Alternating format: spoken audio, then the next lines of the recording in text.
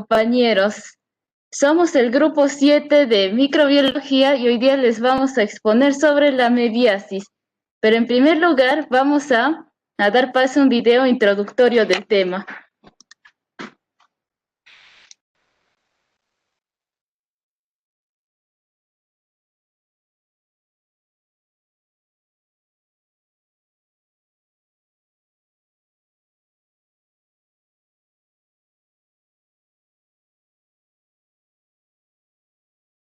El audio. Ya está bien, gracias. ¿Ahora sí se escucha?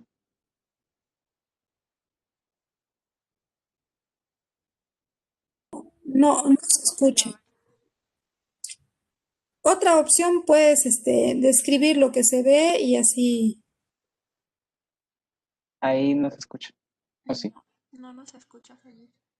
No, no se escucha. Sayid, ¿puedes compartir con audio y video al inicio? Ya lo puse. A ver.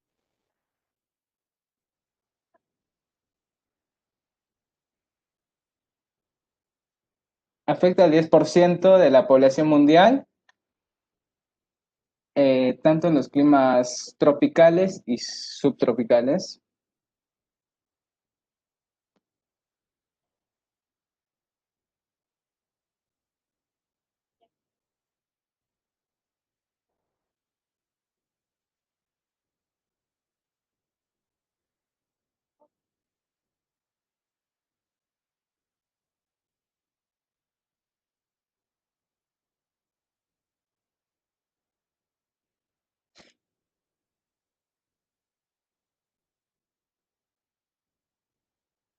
La transmisión puede ser tanto con el agua contaminada, alimentos no lavados, con las manos después de no lavarse después de ir al baño.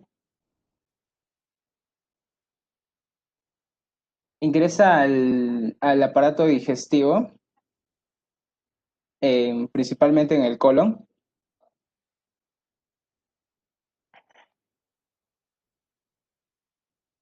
Y esta bacteria coloniza el colon.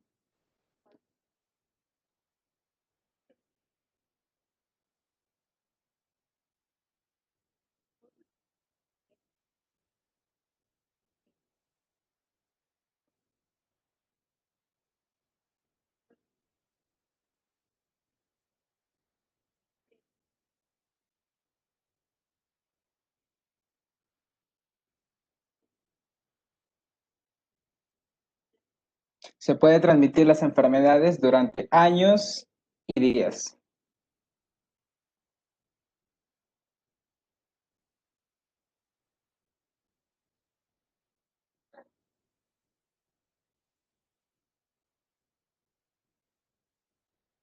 El diagnóstico es evaluar las heces.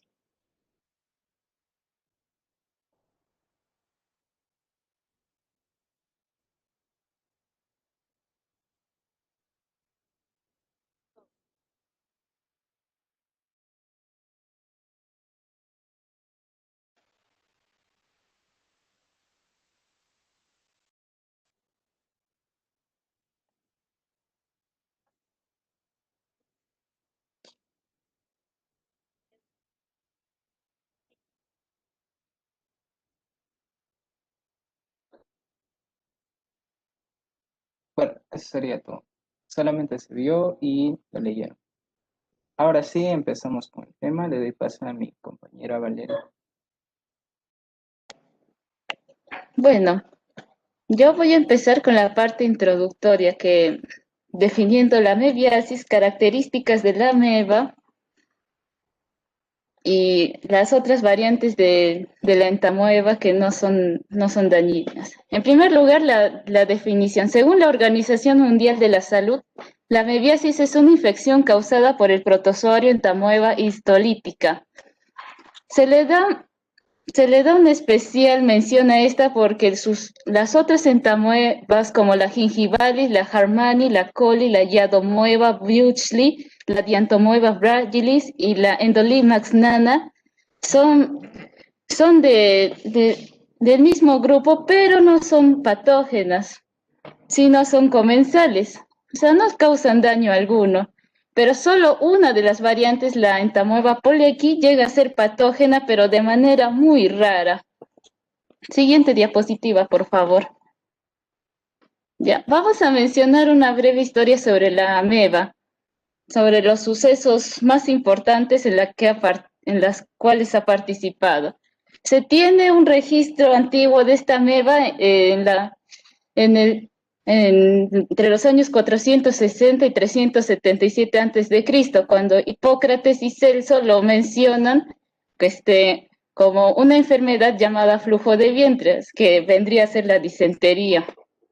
Incluso se tiene menciones en la Biblia, en este caso en el Nuevo Testamento, en Hechos 28.8, donde se menciona que el apóstol Pablo curó de disentería al padre de Publio.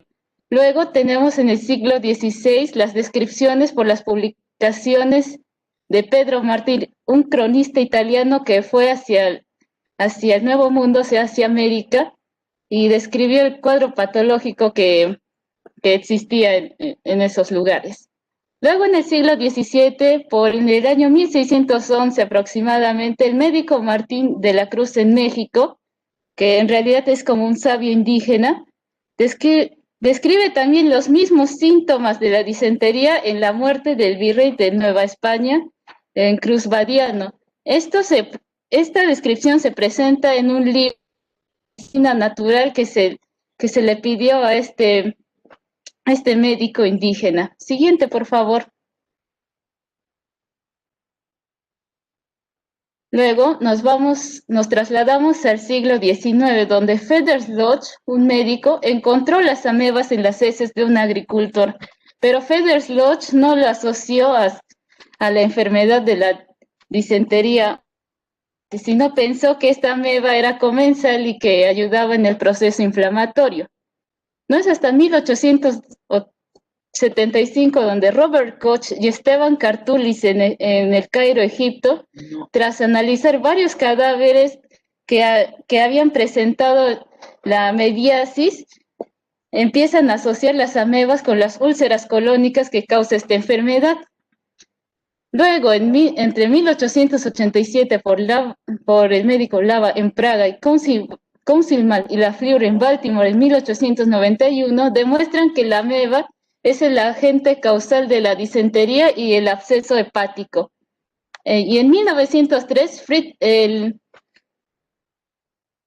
el erudito Fritz Staudin la diferencia de la E. coli y le otorga un nombre, entamoeba histolítica. Histolítica porque rompe los tejidos del colon.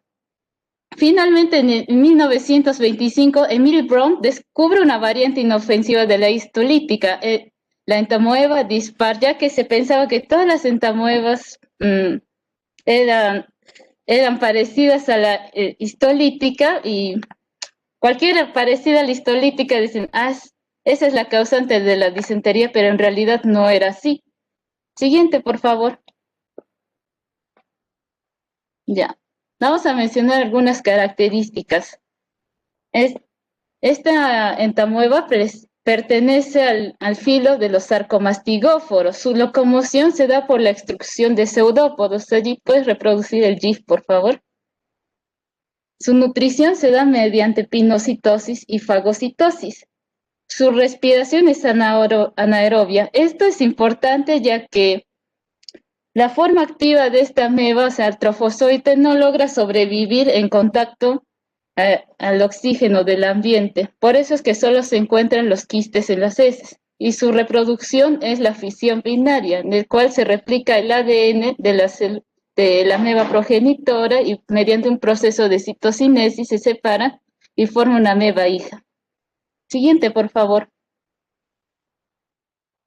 Otras características que tiene dos formas infectivas, la de forma de quiste que mide entre 10 y 20 micrómetros, la forma trofozoide que mide entre 12 y 50 micrómetros. Los mecanismos de propagación son dos, de forma directa, o sea, contacto entre personas, y forma indirecta. Más adelante mi compañera les va a profundizar sobre el tema. Los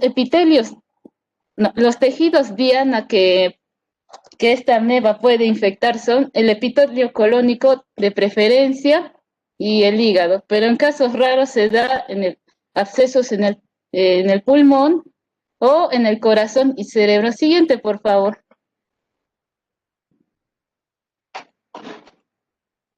Finalmente daremos unas características morfológicas e infectivas de esta ameba.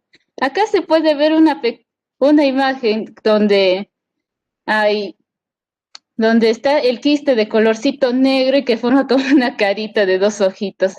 ¿Se dan cuenta que tiene dos núcleos, no? Y una cromatina nuclear periférica y abajo, en una forma difusa, está la forma trofozoide.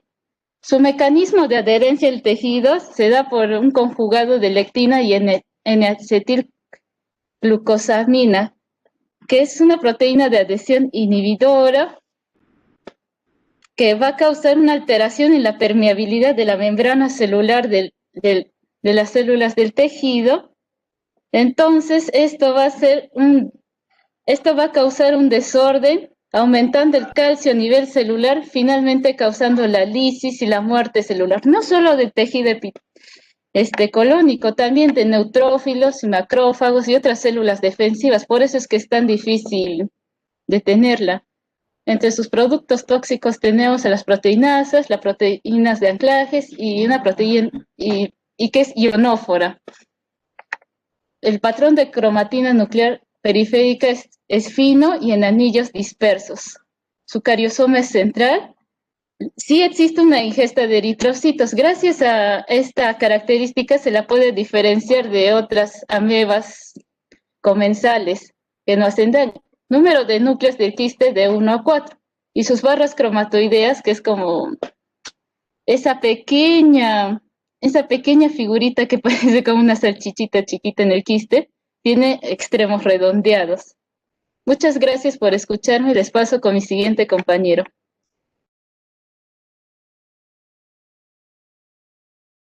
Bien, continuando con la exposición, yo les voy a hablar sobre el ciclo biológico.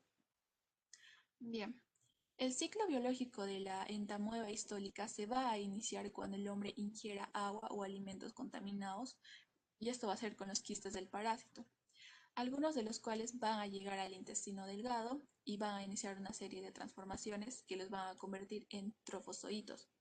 Y una vez en el intestino grueso, los trofozoitos van a proliferar y algunos se van a volver a enquistar y finalmente van a salir junto con las heces y los quistes van a estar listos para reiniciar su ciclo biológico.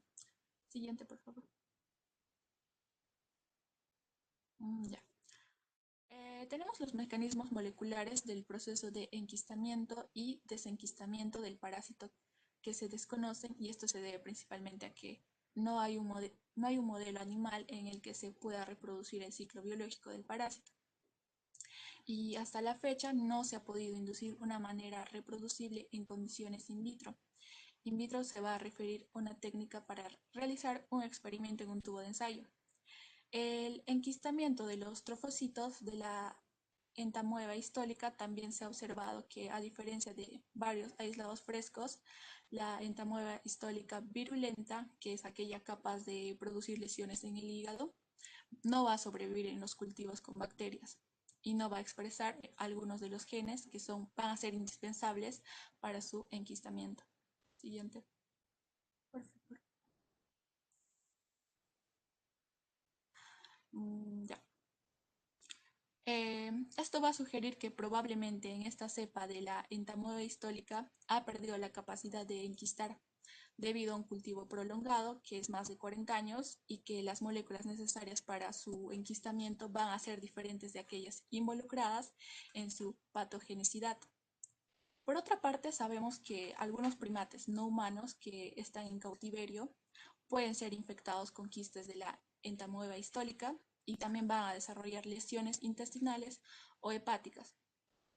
El mono araña va a ser el más susceptible, y mediante el uso del mono araña como modelo experimental y con la finalidad de estudiar los mecanismos moleculares de enquistamiento de la E histólica.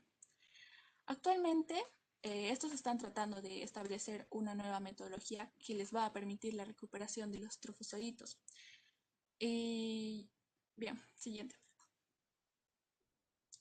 Bien, tenemos a la patología. Esta enfermedad se va a caracterizar por la destrucción tisular tanto en el intestino delgado como en otros tejidos como el hígado, el pulmón, el cerebro y piel. A nivel microscópico, estas lesiones se van a caracterizar por tener una zona central de necrosis. Esto hace con parásitos bien conservados en la periferia. En algunas ocasiones se van a poder observar amidas sin infiltrado inflamatorio. Esto va a estar en contacto con las células hospederas sin aparente daño celular. Y también va a ser probable que las lesiones en los pulmones y piel sean ocasionadas por contigüidad al intestino o al hígado infectado, ya que siempre se van a encontrar asociados a ellas. Gracias, doy paso a mi compañero.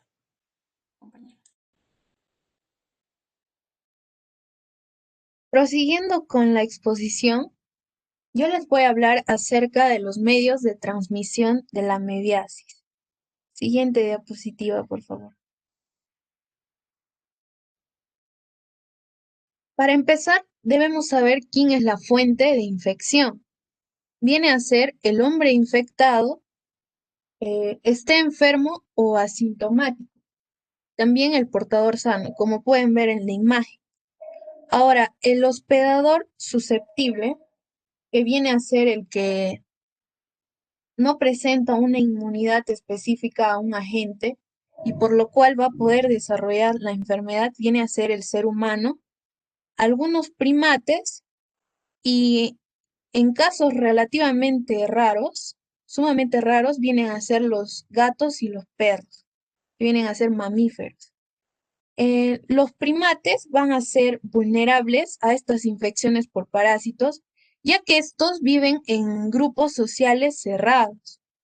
Aquí les voy a presentar un caso, algo resumido, del mono carayá macho, Aluatá carayá. La mediasis se presentó había ingresado al zoológico de la ciudad de Corrientes de Argentina. Este primate ingresó con 2 meses de edad. Fue alimentado con mamadera con una mezcla de leche deslactosada, banana y manzana, ya que fue desamamantado de su madre durante 2 meses y medio.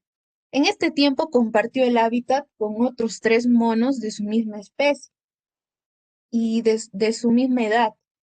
Luego de este periodo, él fue separado del grupo y fue alojado en una jaula compartida con otra hembra adulta, pero ya no se alimentaba de leche, sino de alimentos sólidos. Luego, a medida que pasó los días, durante 2 semanas, se vio que se presentó falta de apetito en este primate y decaimiento, y se evidenció mucosas pálidas y pérdida de pelo en las cabezas y los pies. Y por lo cual el animal, se dio la muerte del animal. En los resultados del estudio histopatológico del intestino exclusivamente de la parte del intestino, se mostró que el colon presentó necrosis y erosión en todo el espesor de la mucosa, lleno de úlceras, con alguna hinchazón de la submucosa e infiltrado inflamatorio que comprometió a la mucosa y a la submucosa, que está compuesto por linfocitos, plasmocitos y macrófagos. Entonces se pudo observar a estos parásitos en la mucosa y en la submucosa como estructuras esféricas irregulares, de diferentes tamaños, y citoplasma espumoso con núcleos centrales, muy similares a la de los macrófagos. Entonces, en la parte de la mucosa se vio presencia de trofozoitos, que viene a ser la forma activa, la cual va a hacer mucho más daño, y su acción viene a ser patógena. Entonces ahí se pudieron hallar aisladas y agrupadas. Los parásitos también fueron hallados en la parte de la submucosa y dentro de los vasos sanguíneos. Por lo cual vamos a concluir que la relación parásito-huésped ha actuado siempre como una importante fuerza de selección, la cual afectó la densidad y distribución de las especies. Esto se dio exclusivamente, se realizó respecto al estado restringido a los animales en cautiverio y sobre todo por los alimentos que estuvieron contaminados en el zoológico. Por eso se transmitió la entamoeba histolítica. Eh, Siguiente diapositiva, por favor.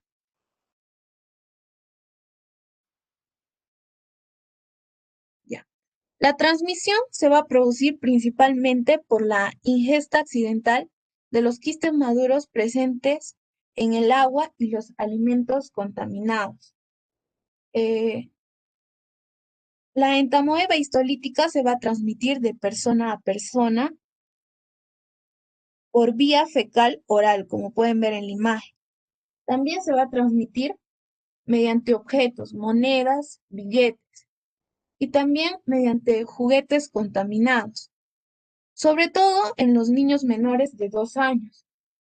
Los bebés tienen la costumbre de meter todo a su boca, entonces nosotros no podemos observar si puede estar presente este parásito, por lo cual nosotros debemos ser bien cuidadosos al dar un juguete a un bebé o a un niño.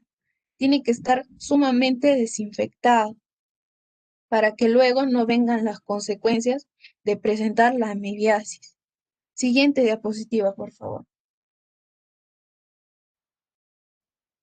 Ya. ¿Cómo es que se contrae la enfermedad de la amebiasis?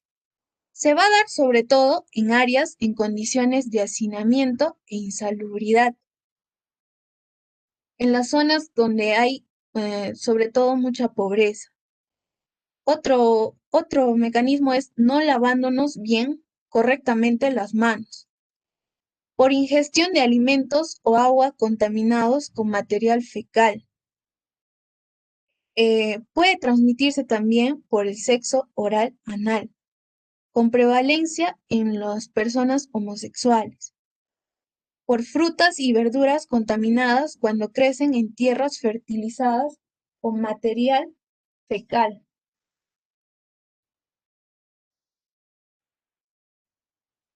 Siguiente diapositiva, por favor.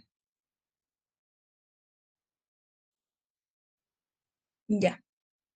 ¿Quiénes vienen a ser los vectores de la amebiasis? Los que van a facilitar la dispersión y la transmisión de los quistes ya que ellos se posan, las moscas y las cucarachas se posan en las heces y luego ellos se van a dar su paseíto por los alimentos, como pueden ver, por ejemplo, en su sándwich. Posa y dejan los quistes y va a facilitar la transmisión de la entamoeba histolítica. Siguiente diapositiva, por favor. Ya. La prevención de la amebiasis que es causada por la entamoeba histolítica.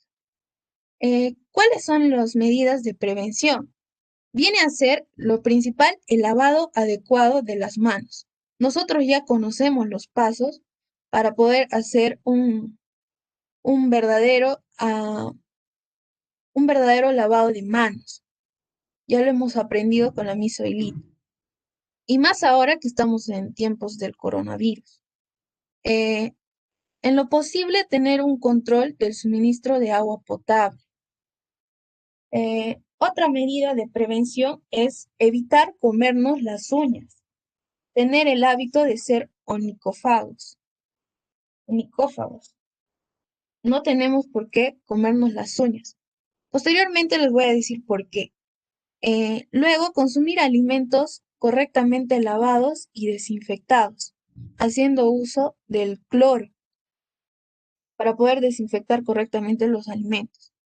Acá hay un punto importante, ya que se ha evidenciado que este parásito de la entamoeba histolítica puede ser resistente al cloro. Entonces,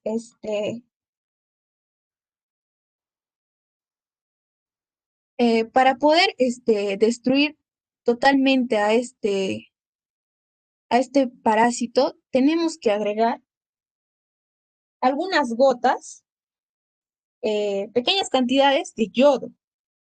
Puede ser 8 gotas de tintura de yodo al 2% sobre una solución saturada de cristales de yodo por litro de agua. Y lo vamos a dejar actuar durante 10 minutos o 30 minutos en el agua fría, antes de consumir, por ejemplo, los alimentos, para que esté verdaderamente desinfectado y poder matar a este parásito. Luego, el otro mecanismo de prevención sería hervir el agua y todo alimento a temperaturas superiores a 50 grados o 55 grados, para que sí se pueda destruir a este parásito, teniendo en cuenta que el punto de ebullición tiene que estar a 100 grados centígrados. Siguiente diapositiva, por favor.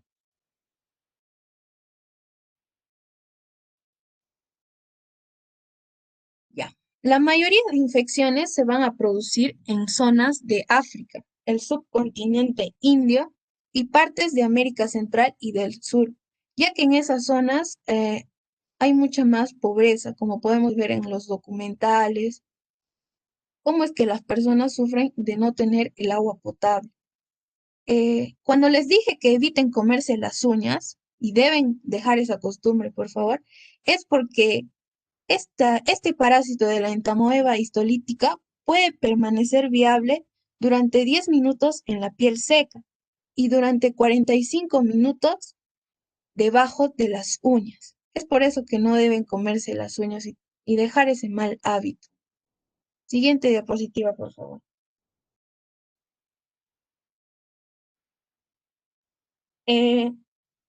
Continuando con la parte de la epidemiología,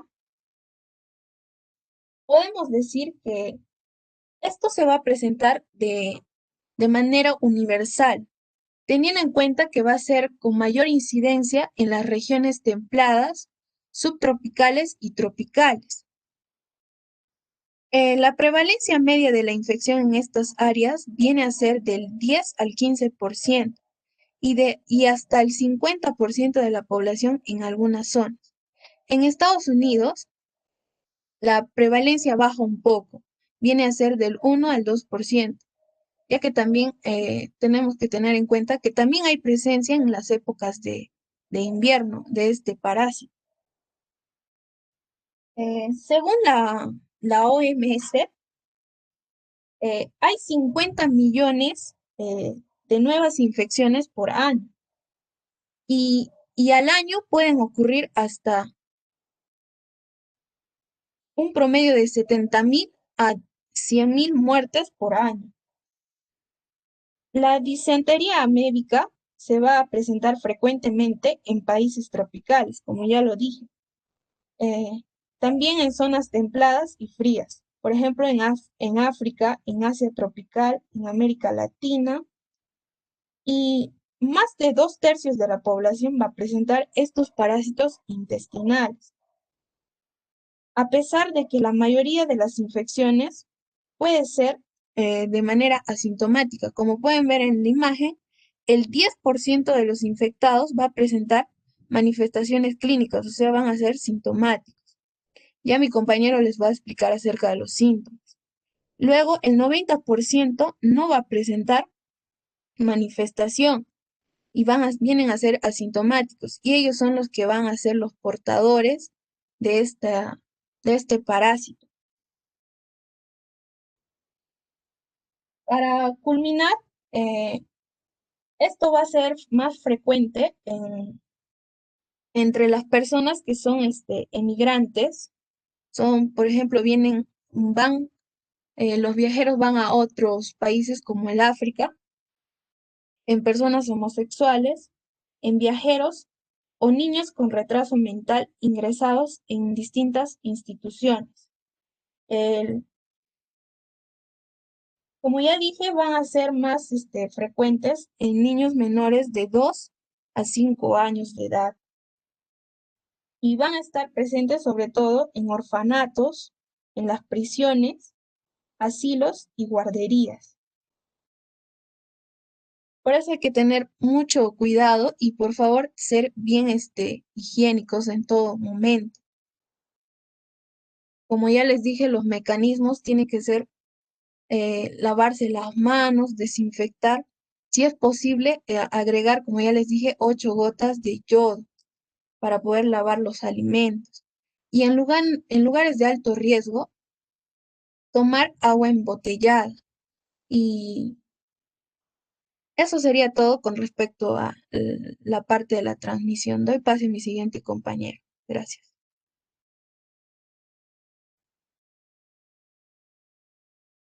Buenas noches con todos. Continuando con la exposición sobre la amebiasis, soy el alumno Caballero Martínez Ayala Enrique.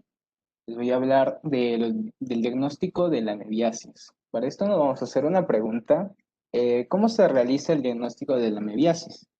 Bueno, por lo general, la amebiasis se puede diagnosticar por distintas técnicas, por la evaluación del parásito, por algunas técnicas inmunológicas moleculares o también por estudios de imagen. El diagnóstico se basa en la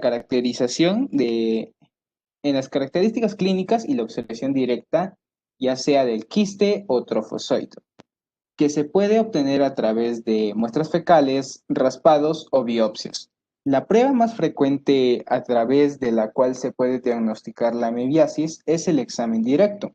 Esta es la detección del parásito en la fase de diarrea y también se realiza particularmente cuando las personas tienen moco o sangre en las evacuaciones. Algunas veces lo que se hace es detectar en la sangre las proteínas que produce este parásito o nuestras defensas al tratar de eliminarlo. Esto se llama prueba inmunológica, a través de las cuales se pueden hacer el diagnóstico sin obtención de material fecal. Esto es particularmente útil como las manifestaciones de la amebiasis, eh, no solo a nivel del colon, es decir, que también puede estar en el hígado o en otra estructura. Algunas veces por estudios de imagen como ultrasonidos, tomografías o resonancias magnéticas, se puede encontrar abscesos y las características de los mismos órganos que se alojan. Y algunas ocasiones los estudios endoscópicos no nos permite visualizar la parte interna del colon, donde se puede observar las úlceras, hemorragias o secreciones ocasionadas por la infección de este parásito. En otras ocasiones se puede realizar análisis genéticos para tratar de determinar más rápidamente a qué especie pertenece este parásito. Y el nivel del hígado requiere hacer una punción de los mismos para poder determinar si la característica de este tipo de abscesos son bacterianas o son ocasionadas por la amebiasis. Continuamos. Bueno, para esto vamos a hablar de los síntomas del amebiasis. ¿Cuáles son los síntomas de la amebiasis? Bueno, las personas expuestas a este parásito pueden presentar síntomas leves o también graves, o ningún síntoma en absoluto. Afortunadamente, la mayoría de personas expuestas no se enferman gravemente. La forma leve de la amebiasis incluye a las náuseas, diarrea, pérdida de peso, dolor abdominal y una fiebre ocasional. Rara vez el parásito invade el cuerpo más allá de los intestinos y causa una infección más grave como un absceso hepático. Para esto les voy a hablar un poco más del absceso hepático. Bueno, aquí tenemos las imágenes. El absceso hepático se define como una colección localizada de pus en el hígado, resultante de cualquier proceso infeccioso con destrucción del parénquima o estroma hepático, siendo en orden de frecuencia. Para esto hay un orden, el orden bacteriano, micóticos, que muestra una incidencia creciente paralela al SIDA y al trasplante de la médula ósea. La quimioterapia y la radioterapia, aquí también continúa el amebiano, como complicación rara de la amebiasis intestinal. Bueno, no te preocupes, para esto hay un tratamiento, no te asustes. El tratamiento generalmente consiste en colocar una sonda a través de la piel hacia el hígado para drenar el absceso. Con menos frecuencia, se requiere una cirugía. Usted también recibe antibióticos, aproximadamente entre 4 a 6 semanas. Algunas veces los antibióticos solamente pueden curar las infecciones. Bueno, continuamos con este tema y vamos a hablar sobre las causas. El absceso hepático amebiano es causado por la entamoeba histolítica. Ya lo mencionaron mis compañeros. Este parásito causa la amebiasis, una infección intestinal también llamado disentería amebiana, después de que haya ocurrido una infección. El parásito puede ser transportador a través del torrente sanguíneo o desde los intestinos hasta el hígado. Pero, ¿cuál es la prueba más usada en un absceso hepático? Bueno, la hemaglutinación indirecta y la inmunoanálisis, perdón. Son las pruebas más utilizadas para el diagnóstico del absceso hepático amebiano. Bajo la sospecha de absceso hepático piógeno, el aspirado y cultivo del absceso es prioritario para el diagnóstico. Aquí otra pregunta que nos vamos a hacer. ¿Cuánto tiempo después de la exposición aparecen los síntomas? Los síntomas pueden aparecer desde unos pocos días a algunos meses después de la exposición. Sin embargo, generalmente aparecen en el transcurso de 2 a 4 semanas. Pero, ¿durante cuánto tiempo puede una persona infectada ser portadora de este parásito? Algunas personas con amebiasis pueden tener el parásito durante semanas o años, muchas veces sin síntomas. Así que hay que preocuparnos un poco. Vías de diseminación. Para eso vamos a tomar a 4 puntos aquí. El biliar, portal, idiopáticos y por continuidad. El biliar, en el 40% por sobreinfecciones secundarias a un obstáculo en el drenaje de la bilis, que favorece la difusión bacteriana intraparenquimatosa con formación de múltiples abscesos, afectando a ambos lóbulos en el 90% de los casos. En el portal, en el 25% secundarios a un foco séptico intraabdominal o deficientemente tratado. Aquí existe a menudo trombosis de una aferencia venosa portal en contacto con el foco infeccioso primario que origina una bacteriemina y siempre hepática. Suelen ser únicos y el 65% afecta el lóbulo derecho, el 12% el lóbulo izquierdo y el 23% a ambos. Esta distribución ha sido atribuida al patrón del flujo sanguíneo mesentérico de la vena aorta. Aquí, continuando en los idiopáticos, es el 20% en pacientes diabéticos pueden aparecer abscesos criptogénitos de origen no identificable. Y por continuidad, el 25% postraumáticos o postquirúrgicos. Bueno, hasta aquí con el tema de absceso hepático, pero vamos a hablar de tratamiento bueno, aquí había un video, pero no sé si se va a escuchar. Nis, ¿no puedo reproducir el video?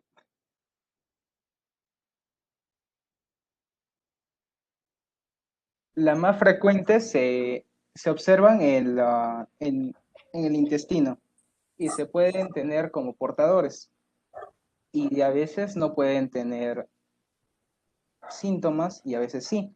Para eso vamos a hablar de la colitis invasiva. Puede puede salir sangre o diarrea, pero en casos...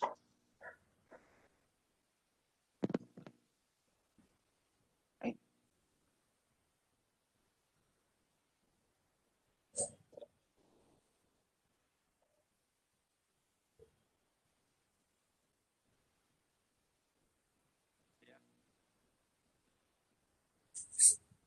bueno, la colitis invasiva crónica. Tanto puede ser que el paciente tiene diarrea o flatulencias que huelen horriblemente. Continuamos.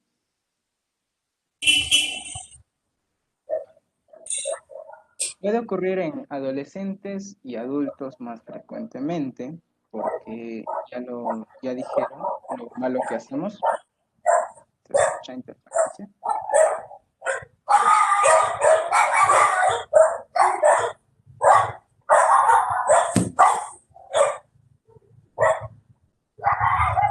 Creo que la más agresiva de esta enfermedad es la colitis fulminante.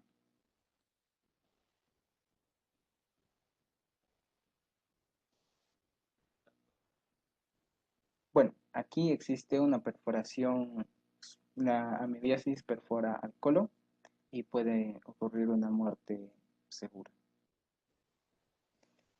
En tanto, los que tienen esta enfermedad o este patógeno, el 50% al 60% van a morir.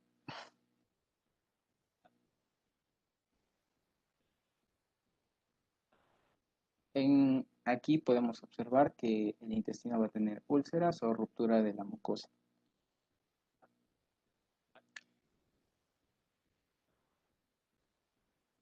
Y no permite el paso de la materia fecal.